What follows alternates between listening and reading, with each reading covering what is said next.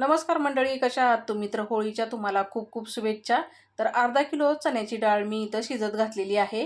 थोडंसं तेल आणि मीठ टाकलं पाण्यामध्ये आणि मस्त अशी टोपामध्ये शिजून घेते. डाळ शिजूपर्यंत इथं मी एका ताटामध्ये हळद, मीठ आणि तेल टाकलं, पाणी टाकून, मैदा टाकून चांगलं मळून घेतलं पीठ आणि तुपाचा हात लावून ठेवलेला आहे रेस्ट करायला.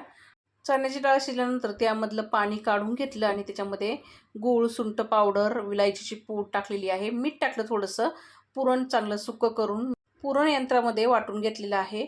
आता इथं बघा मी ना थोडे छोटे-छोटे उंडे करून घेतले पुरणाचे आणि लाटी करून घेतली हातावर वाटी त्याच्यामध्ये भरून लाटून घेऊन गरम तव्यावरती चांगलं तूप सोडून आलटी-पलटी करून पोळ्या चांगल्या भाजून घेतलेल्या आहेत मंडळी.